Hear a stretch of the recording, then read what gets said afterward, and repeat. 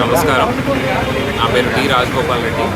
నేను రమా సహిత సత్యనారాయణ స్వామి ఈశ్వరకొండ దేవస్థానానికి ఈవోగా పనిచేస్తున్నాను. పూర్ణ మార్కెట్ దగ్గర నూతనంగా నిర్మించినటువంటి ఘాట్ రోడ్ దగ్గర స్వామివారి ప్రసాదం కౌంటరు, అలాగే అర్జిత సేవల కౌంటరు ఈరోజు ఉదయం 8 గంటలకు దక్షిణ శాసనసభ్యులు వంశీకృష్ణ శ్రీనివాస్ గారిచే ప్రారంభించబడినది. ఈ కార్యక్రమంలో ఆయనతో సహా కూటమి నాయకులందరూ పాల్గొనడం జరిగింది. అన్నవరం మాదిరిగా మెయిన్ రోడ్ మీదనే స్వామివారి ప్రసాదం పొద్దున్న 6 గంటల నుంచి 8 గంటలు, రాత్రి 8 గంటల వరకు అందుబాటులో పెట్టడం జరుగుతుంది.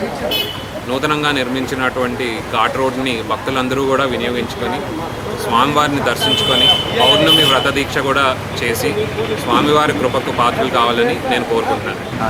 విశాఖపట్నం ఈశ్వరకొండ మీద వేయించినటువంటి రమా సహిత సత్యనారాయణ స్వామివారి దేవస్థానం ఇది 200 సంవత్సరాల పూర్వం నుంచి ఉన్న దేవాలయం. కేజీహెచ్ హాస్పిటల్ లోపల నుంచి మార్చి మీదుగా స్వామిని సేవించడం ఇంతవరకు జరుగుతున్నది. మన అందరి అదృష్టం, భక్తుల అదృష్టం, మన అందరి అదృష్టం కారణం చేత ఎన్నో సంవత్సరాల కృషి ఫలితంగా జీవీఎంసీ వారి 10 కోట్ల రూపాయలు ఖర్చుతో ఘాట్ రోడ్ నిర్మాణం పూర్ణ మార్కెట్ ఎదురుకుండా ఉండే మెయిన్ రోడ్డు గుండా ఏర్పాటు చేయడం జరిగింది.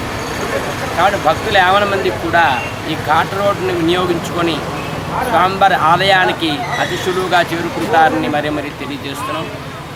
మరియు ఈ రోజు నాడు అన్నవరం మాదిరిగా మెయిన్ రోడ్డు మన ఘాట్ రోడ్ ఎంట్రన్స్లోనే అన్నవరం మాదిరిగా ప్రధాన కౌంటర్లు కూడా ఏర్పాటు జరిగింది.